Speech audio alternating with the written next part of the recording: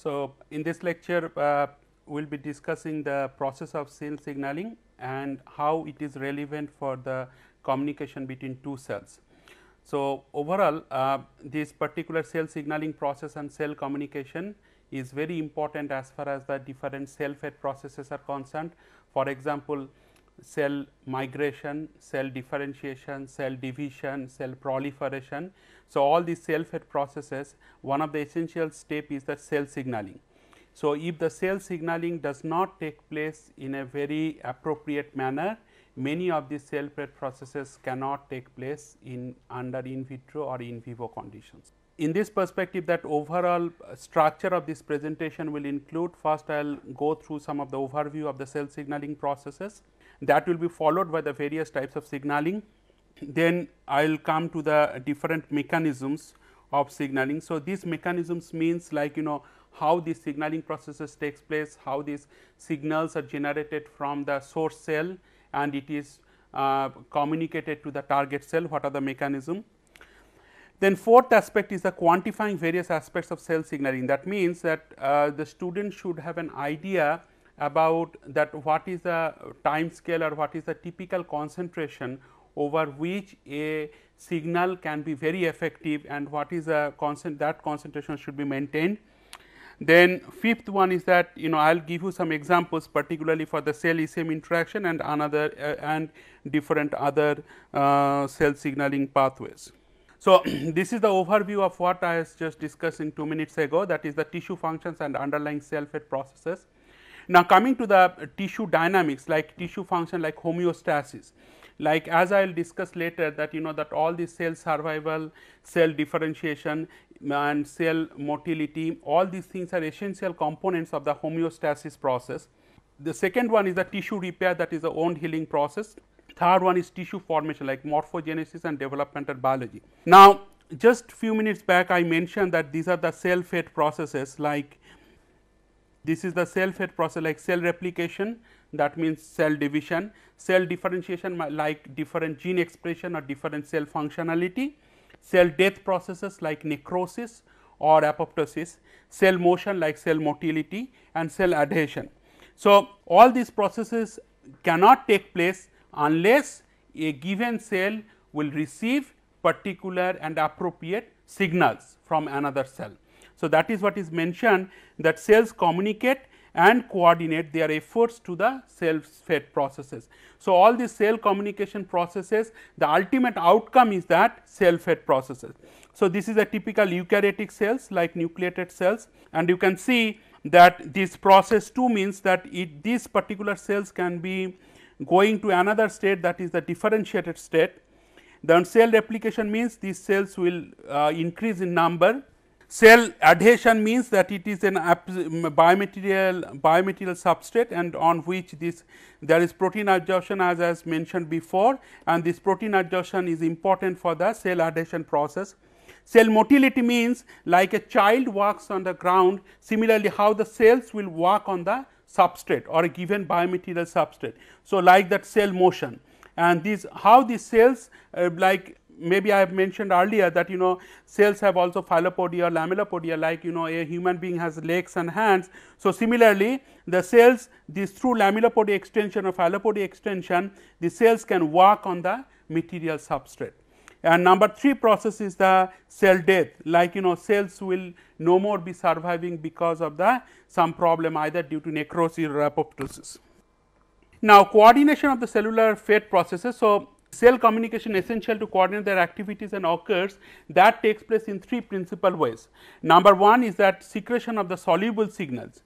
So, here the soluble signals means that a source cell will generate or will essentially secrete some kind of soluble signaling proteins. So, signals means essentially they will generate some biomolecules or protein molecules or some other molecules, and these are known as signals. So, it can be cytokines or it can be chemokines. So, what is cytokines? Cytokines are actually growth factors. Now, growth factor, this term requires definition. So, growth factors are essentially essentially cause proliferation and differentiation. So, these are like cytokines, and chemokines means growth factors that induce cell migration. So, essentially cyto means that is essentially related to proliferation and differentiation, chemokines means which is essentially related to the cell migration. Now, again there are three types of soluble signals signaling processes. Number one is that autocrine. Autocrine means same cell signals to itself for the division, cell division processes. Like a mother cell is dividing into two daughter cells. So, therefore, a same cell can send the signal to the itself, so that cells can divide to make two daughter cells. Paracrine means cells signals to neighboring cells by diffusion, and endocrine means cells secrete some growth factor into bloodstream and carried into target cell. I will show these things, these three things in a few minutes. Then this is the soluble signals. The second one is that, so this is the number one. Number two is the secretion of the insoluble signals that alter the physical and chemical composition of microenvironments via modifications of ECM. So, insoluble signals. So, first of all, there is a difference between soluble signals and insoluble signals. Okay.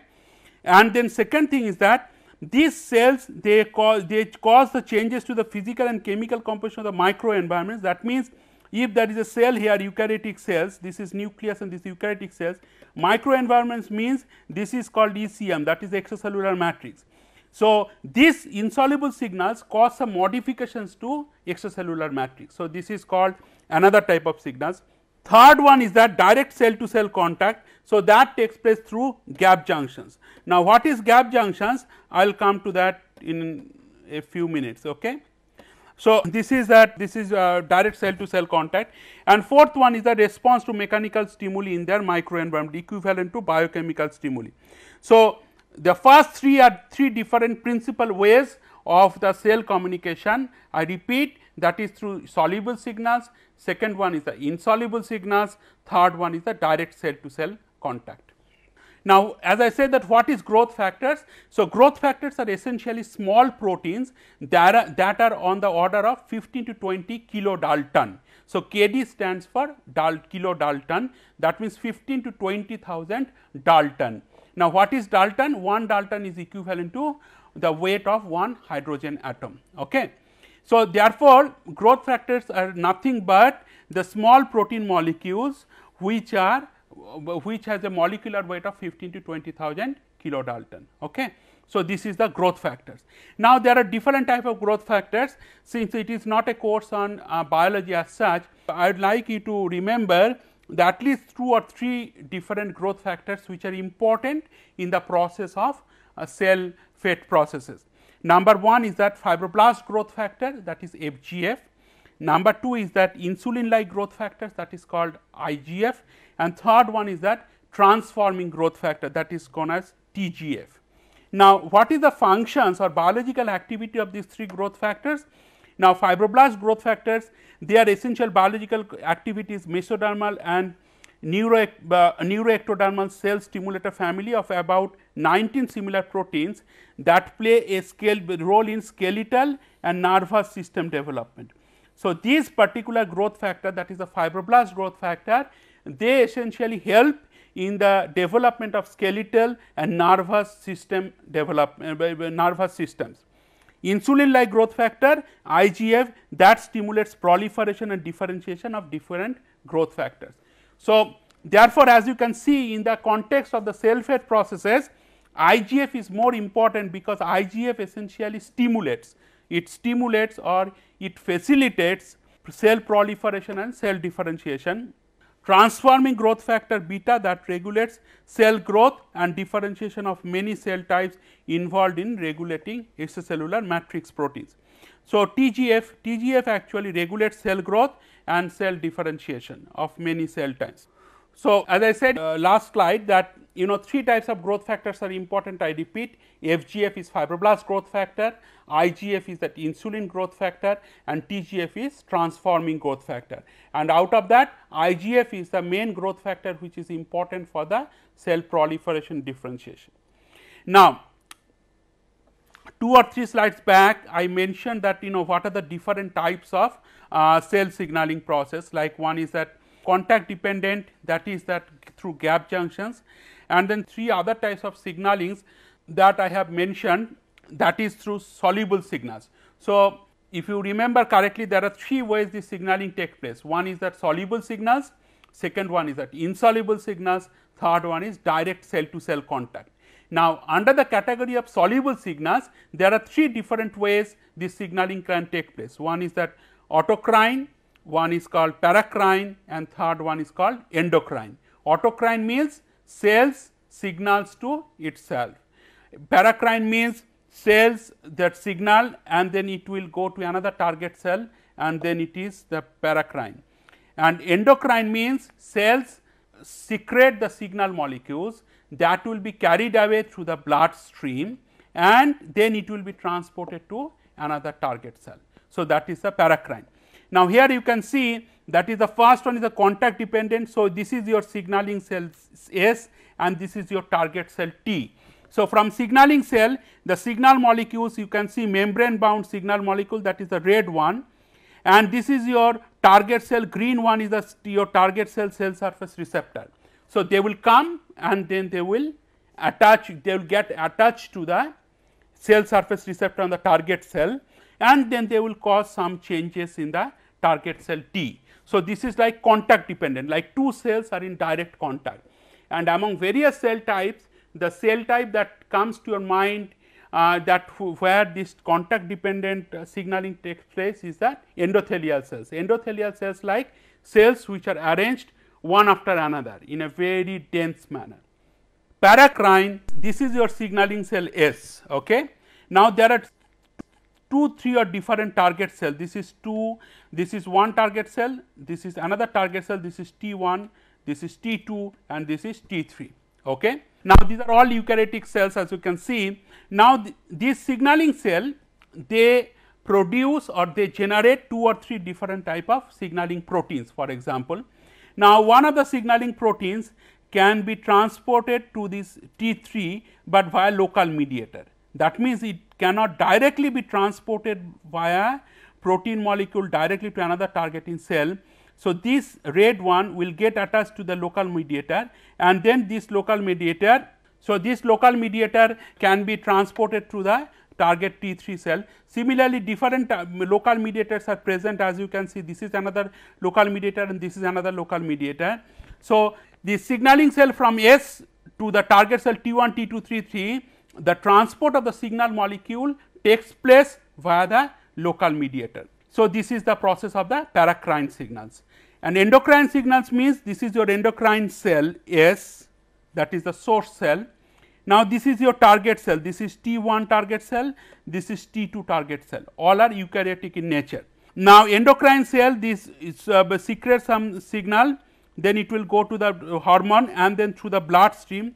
This is your blood vessels or blood stream, it is going on and then it is transported to the blood stream and then it goes to target cell. So, this is like T2 and T3. So, essentially all you can see here that from S the target cell goes to T1 and T2 and then it can be transported. So, this is called endocrine signals. Okay. And then another one that has been mentioned here is that synaptic signal. Synaptic signaling is performed by neurons. So, neurons means it is actually important in neural tissue engineering or in general neurons. So, this is the transmit signals electrically along their axons and release neurotransmitters at synapses. Okay. So, here you can see these are like synapses here, okay, and these synapses there is a neurotransmitter. So, these signals as such it is transported electrically and then it is going to another target cell. This is your source cell and this is your target cell T. So, from S to T that through neurotransmitter this signals is transported. Okay. So, direct cell to cell contact, this is little bit more details on the direct cell to cell contact. Like eukaryotic cells, they express proteins on their surface that lead to direct cell to cell contact, enabling highly specific communication. Highly specific communication means if you go back here, that signal molecules that is generated here from this S cell, these same signal molecules can be transported either T1, T2 or T3. So, it can be in nature non-specific, but when these two cells are in direct contact, you know that these signal molecules which are generated from this S cell, it will directly go to the T cell, because just because it is physically in contact with each other. So, this is called highly specific communication. Highly specific communication means this signaling communication is exactly for this T cell, target cell, not that another target cell which are located here. So, then in contrast, soluble and ECM signaling is non-specific. Soluble and ECM signaling means, as you can see, this is called soluble signaling, or this is another soluble signaling, that is paracrine and endocrine. So, these signals, the source cell does not know where their signaling proteins will finally arrive at, whether it will arrive at T2 or whether it will arrive at T1. So, that means this is like non-specific. So, I hope you are getting my point, that these are specific means just because they are contact dependent, direct. So, source cell to target cell, this is called specific interaction. Non-specific interaction means like source cell, it is going to two target cells, and this is called non-specific interaction. So, it is non-specific since the signaling cell has no direct knowledge of the target cell and vice versa. Has no direct knowledge means signaling cell does not know which target cell their signal protein will finally arrive at. Okay. Then third point that has been mentioned here is that cell to cell signaling molecules come in two principal forms, like those that allow mechanical contact between two cells, and then secondly those that form junctions between cells through which molecules can be passed directly from one cell to the next cell. So, this is what I was mentioning there, that signal. So, this is signaling via gap junction. So, this is direct contact, and this direct contact here you can see these are the signal molecules. Okay. So, these signal molecules, it can go from source to target, and this is highly specific in nature. Highly specific in nature, why? Because this, if this is source and this is target, source cell exactly knows this is the target cell where the signaling molecules will directly pass through, and these junctions here it is known as the gap junctions. Now, these gap junctions, the communication through gap junctions only take place in cell type like endothelial cells, where multiple cells are lined up one after other. So, there is a direct physical contact between the two type of cells. So, here it has been mentioned that 2 points. Point number 1 is that cells connected by gap junctions share small molecules and can respond to the extracellular signal in a coordinated manner. So, can respond to the extracellular signal in a very coordinated manner. And second point is that some of the molecules involved in direct cell to cell contact, known as cell junction molecules, allow for direct cytoplasmic communications. So, like molecules who are in direct cell to cell contact. So, this is your cytoplasm C, this is your cytoplasm C here. So, these signal molecules, if it is transported between these or in a reversible manner, can directly communicate to the cytoplasm. Now, coming to the some quantification, estimating that intracellular fluxes. Now, how to quantify that, what is the typical fluxes that will be generated in this intracellular in this signaling process. So, let me go back. So, intracellular fluxes means like we need to quantify that how much signal molecules that will be generated at the source cell surface here, and how much flux that will be generated, and that will be going to the 3 different cells which are mentioned here. So, that means what I am trying to tell you is that what would be the flux of the target, what will be the flux of the signal molecules that will be transported from one signal cell to multiple target cells. So, now for the particular case of the cell to cell junctions, typically cell to cell junctions, their dimension is around 1.5 nanometer, and therefore, that allow below 1000 Daltons. So, most of the growth factors, if you remember, they are very small protein molecules, and which has a size of 15 to 20 kilodalton, means like 15 to 20,000 Dalton. So, therefore, all these growth factors can be easily transported between these two cells, and these 1000 Daltons to pass between cells. Now, kinetic theory shows that the flux through a hole of diameter d of a solute with a diffusion coefficient capital D that is present in the signaling cell, at a concentration C1 and the receiving cell has a concentration C2. So, this flux is J is equal to 4 D, D is the diffusion coefficient here, small d is the cell to cell junction diameter, C1 is the concentration in the source cell, C2 is the concentration in the target cell. Receiving cell means this is essentially target cell, and signaling cell means this is an essentially source cell. You understand what I am saying? Let me go back to this. Okay. So, what has been mentioned here, suppose this is source cell and this is your target cell. Here the concentration is C1, here the concentration is C2. Okay. Capital D is your diffusion coefficient, that how this signaling cell will be passing through, and this diameter if it is small d here.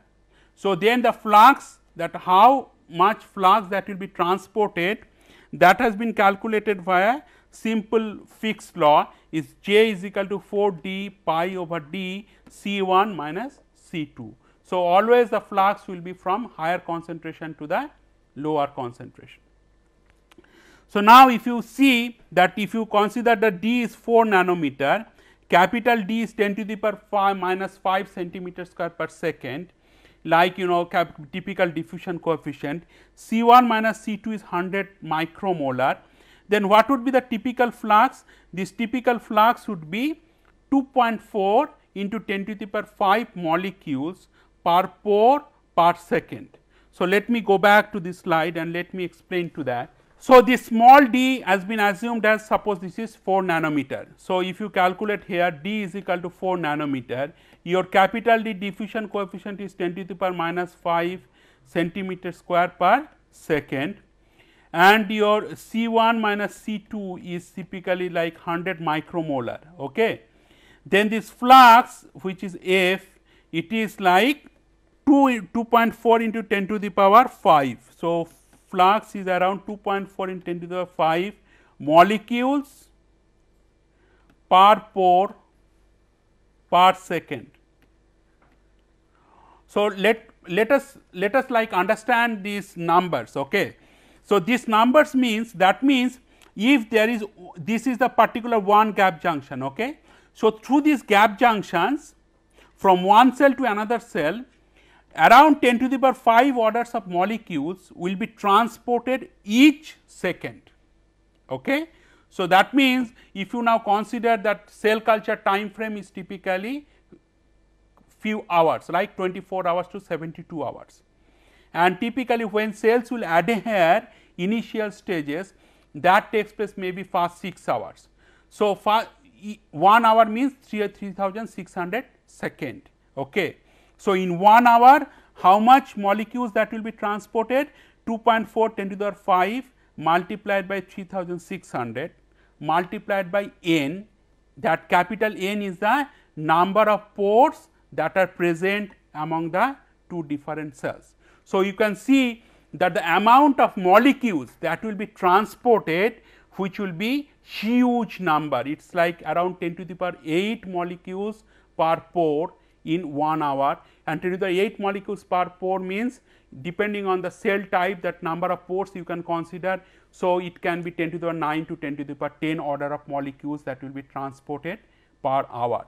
So, that is a huge number of cells. If they will be transported, those huge number of molecules, those will be transported between two cells. Now, you can see typically in culture medium you culture at least 10 to the power 4 to 10 to the power 5 number of cells. So, huge number of cells are cultured on a material substrate. So, now you can understand this entire process, that your total number of cells is 10 to the power 4 to 10 to the power 5. Your molecules that will be transported between two cells, which is of the order of 10 to the power 8 to 10 to the power 10. So, such a large number of molecules are involved in your cell adhesion process, cell proliferation process, cell differentiation process. Okay. So, this you as students, one should have a feel for the numbers that will be responsible for certain biological processes. It is not the exact number like 2.4, but it is the order of magnitude like 10 to the power 5 or 10 to the power 8 or 10 to the power 10 molecules that are responsible, or that is these molecular transport is responsible for certain processes. Okay.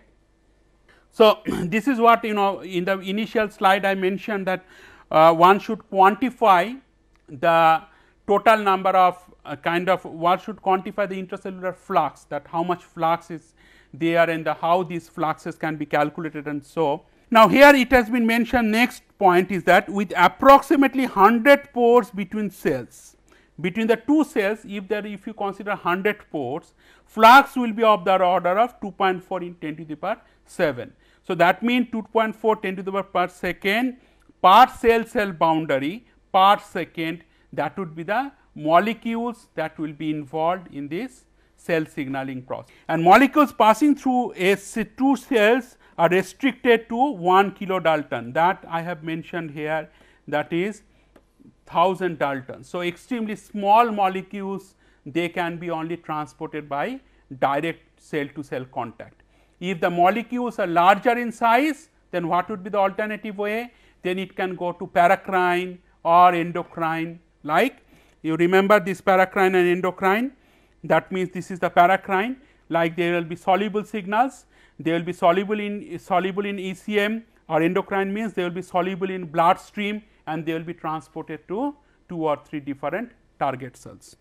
Okay. This mechanism is extremely important in passage of electrical current for cells, for example, cardiomyocytes or cardiac myocytes. So, cardiomyocytes are the cells which are typically cultured on the heart tissue replacement, or if you want to develop some cardiovascular patches, for example, PLGA carbon nanofiber composites and other similar composites.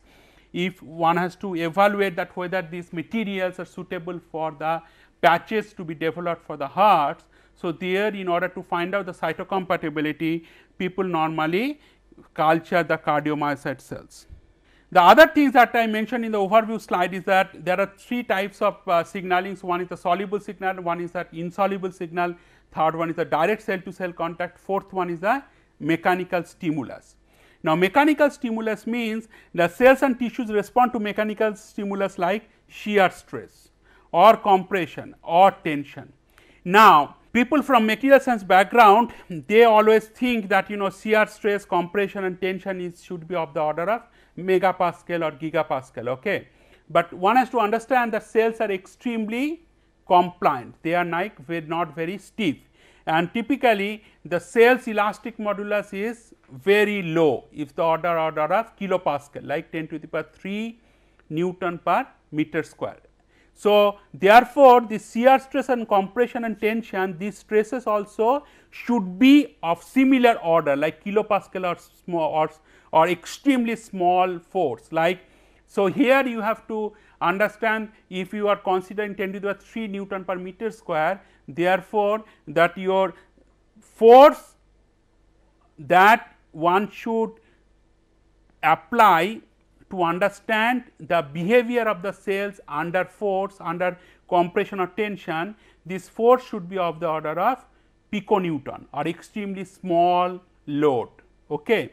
Otherwise, you cannot study these cells. Then integrins act as mechanical links between the extracellular matrix and cellular cytoskeleton and likely to play a major role as force transmitters. Third point is that exact molecular mechanism that transduce mechanical stimuli to biochemical events have not been elucidated yet.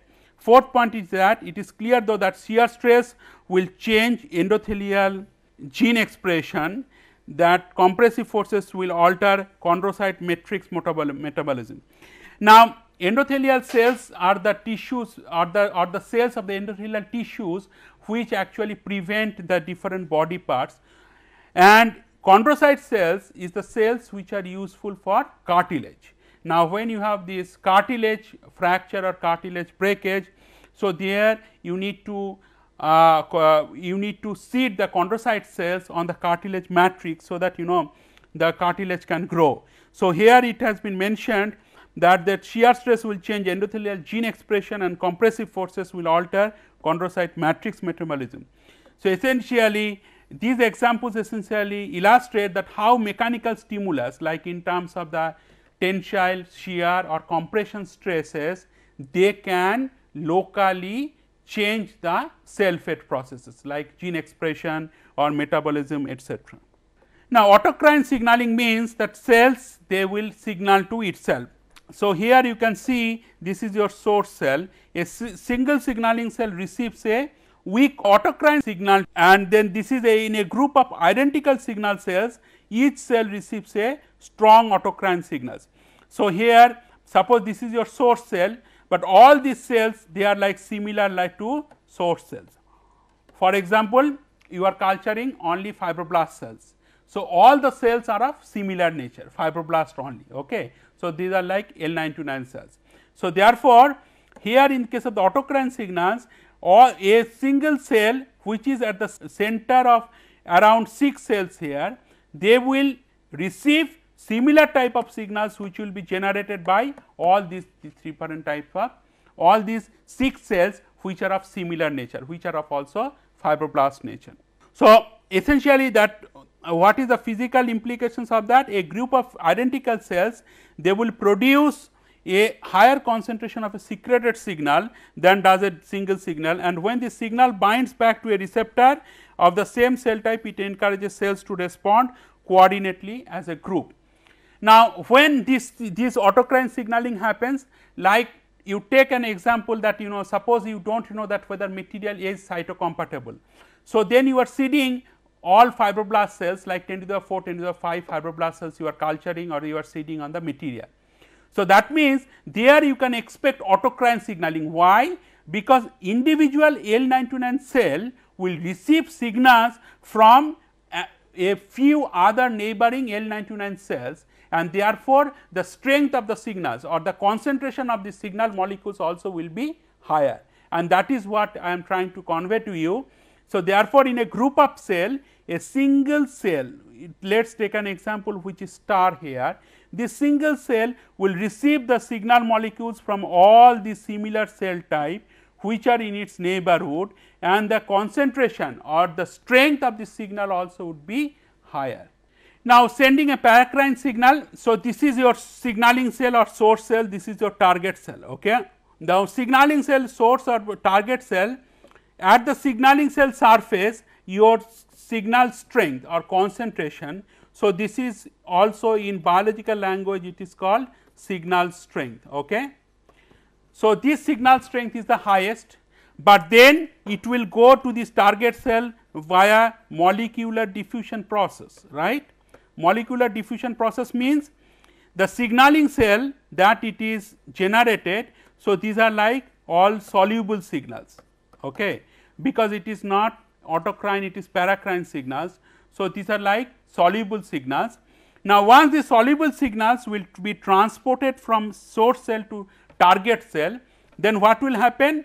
That with distance this concentration also will decrease. So, at the target cell your concentration is this one, okay, and your source cell your concentration is this one.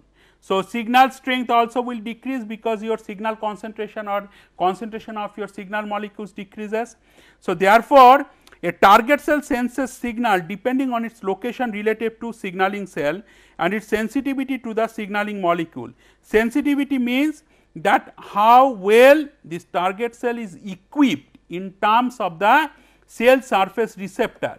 So, these are like cell surface receptors in terms of the cell surface receptors. So, that the signal molecules once it is transported from source cell to signal cells, they will be able to bind to the receptor of the target cell. Okay. So, that means that is known as the sensitivity in biological language.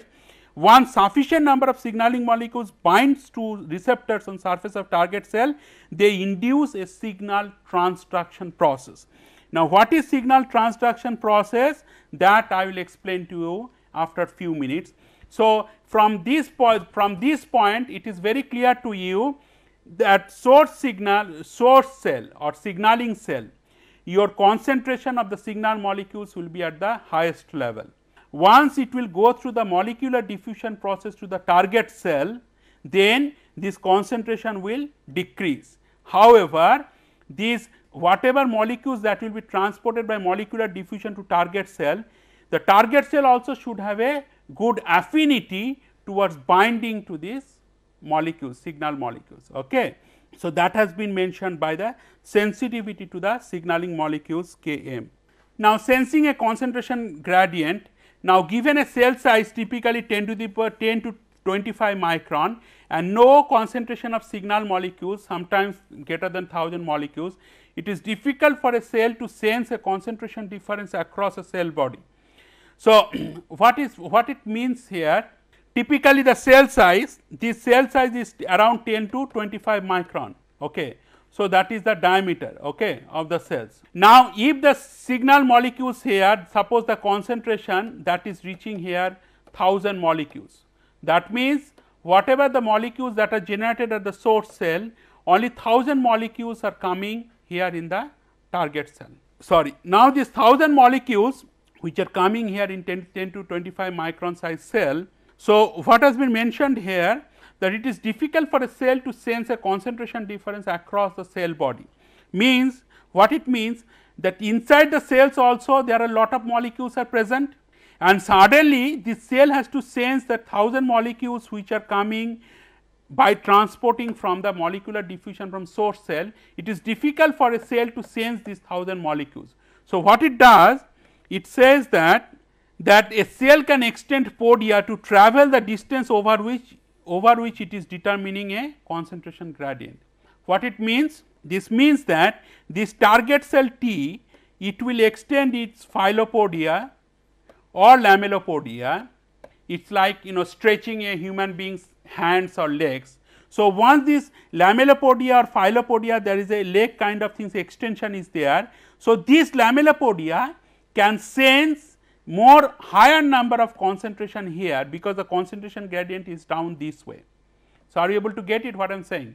What I am saying, the cell itself will not be able to sense, but cell will extend its filopodia to some distance, so that this filopodia can sense a larger number of signal molecule concentration which is present. In continuation with the discussion that I had in earlier lecture, so let me repeat what I said in the last lecture, that that there is two cells, one is the signaling cell, one is target cell. Now, if the target cell is located far from the signaling cell, so that the concentration of the signal molecules that will be sensed by the receptors of the target cell is very small, for example 1000 molecules or so, then what will happen? This target cell will extend its legs or hands just like a filopodia or lamellopodia. Now, once this filopodia will be extended towards the signaling cell, then it can sense a higher molecule concentration or higher concentration of the molecules, so that there will be more effective binding of the signal molecules to the cell surface receptors. Okay. So, this is what exactly happens in case of the target cell which is located far from the signaling cell. Now, filopodia neurites are highly dynamic structures that are used to guide the migration and growth of a cell in a concentration field. Now, what are the maximal secretion rates of the proteins? The maximal secretion rate is around 2000 to 8000 antibody molecules per cell per second, and this corresponds to typically 1 picogram per cell per hour. 1 picogram means 10 to the power minus 12 gram. Okay. Nanogram means 10 to the minus 9 gram, picogram means 10 to the minus 12 gram.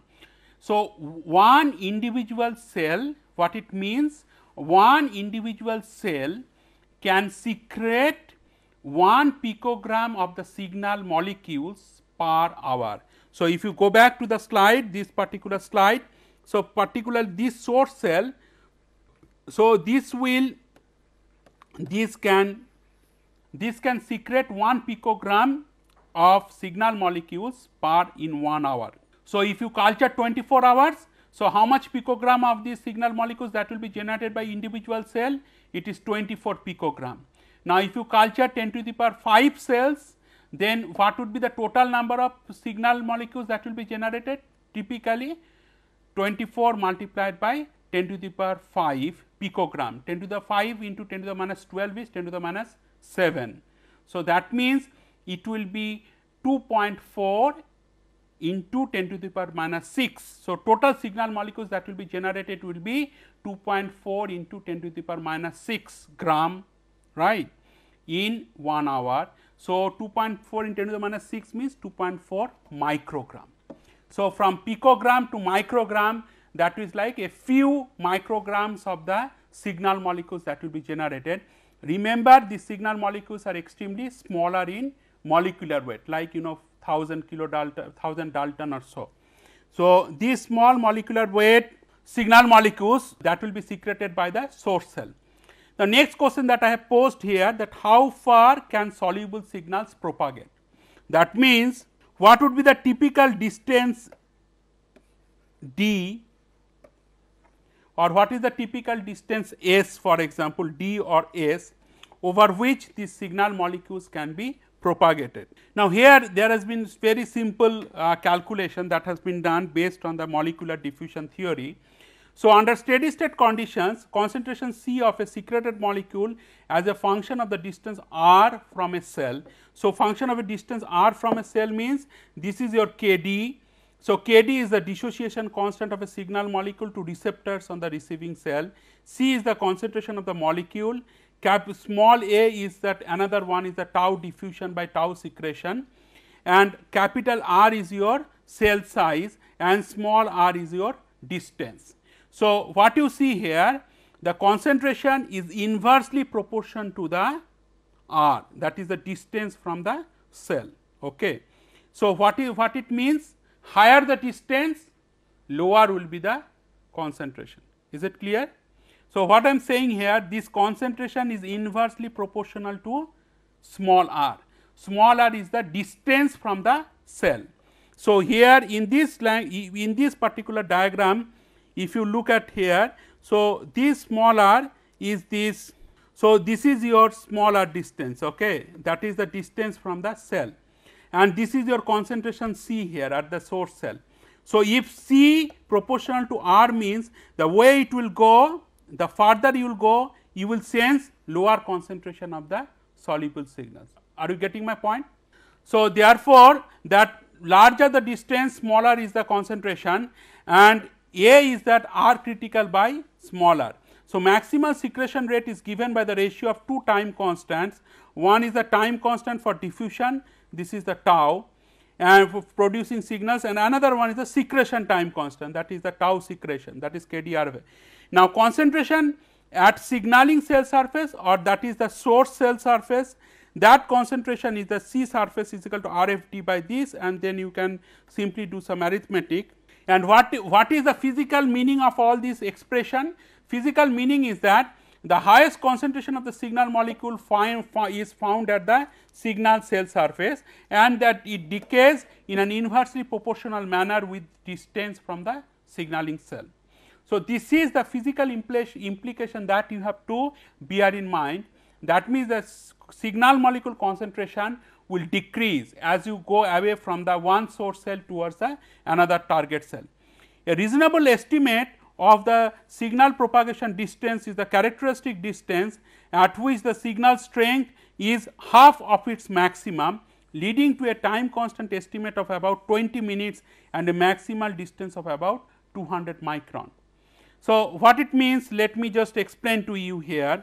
So, this is your source cell, this is your target cell. Okay. So, this particular expression, what it says, suppose your source cell here the concentration is C naught, signal molecule concentration. Now, your target cell minimum concentration should be C naught by 2 for the signal molecules to be effective for this target cell. Okay. And if you do some calculations, considering that typically it is 10 to 25 micron is the cell diameter and so on and so forth, then what you find that the critical distance through which these cells will be able to communicate to another cells is typically 200 micron. Okay. So, therefore, when you seed the cells in a typical culture plate, when you seed 10 to the power 4, 10 to the 5 number of cells, instead of seeding 10 to the 4, 10 to the 5 number cells, you just seed 10 cells. What will happen? It will happen like cell to cell distance would be much higher than 200 micron. So, 10 cells they will not be able to communicate to each other just because their distance between two neighboring cells is too far. So, there will be absolutely no process of cell division, cell growth and cell proliferation. It is clear. So, this distance is altered proportionately to the secretion rate and inversely with the dissociation constant. So, this critical distance, whatever you can say, that is R critical, which is around 200 micron. So, this R critical is typically proportional to the secretion rate F. So, secretion rate F means the more the source cell will secrete large number of molecules, then it is possible that even if the target cell is farther from the source cell by more than 200 micron, let us say 500 micron or so, then also target cell will receive a critical concentration of C naught by 2 number of molecules at the target cell. Okay. Let me repeat what I said. What I said is that suppose your secretion rate is too high, secretion rate at the source cell, this is your source cell. Here the secretion rate increases, that means the S cell will secrete more number of molecules, signal molecules, right. Now, I said that in the normal circumstances, the target cell should be preferably at a distance of 200 micron or less. Now, your F will increase, that means your signal cell secretion would increase, then what will happen? Then even if the target cell is here, let us say around 500 micron, then also in the target cell your signal concentration may be C naught by 2, so that that signal may be effective for the target cell, understand. So, the critical distance would increase in that case if the secretion rate will increase. So, the another factor is that internalization of the growth factor by target cell. In many cases the receptor ligand complex, receptor means cell surface receptor, ligand means that is the signal molecule, is internalized, and that means signaling molecule dissociates from receptor and receptor recycled on the cell membrane. A typical time constant for internalization of signaling molecules is of the order of 15 to 30 minutes. Now, why this time constant is important and these numbers are important, that means, so here is your cell surface receptor, this is your signal molecules. So, what I am trying to say here, signal molecules will come, they will interact with the cell surface receptors here, okay.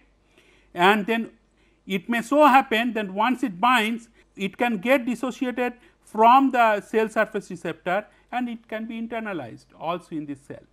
Now, typical time constant means the time scale over which this association and dissociation that take place, that is of the order of 15 to 30 minutes. Now, this time scale is important because this time scale, from this time scale you can understand that why your typical culture time is not 2 hours, but it is 24 hours or 72 hours.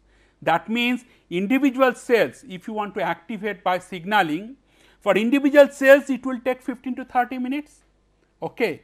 Now, there are let us say 10 to the 4, 10 to the 5 number of cells and it takes place in a very random manner.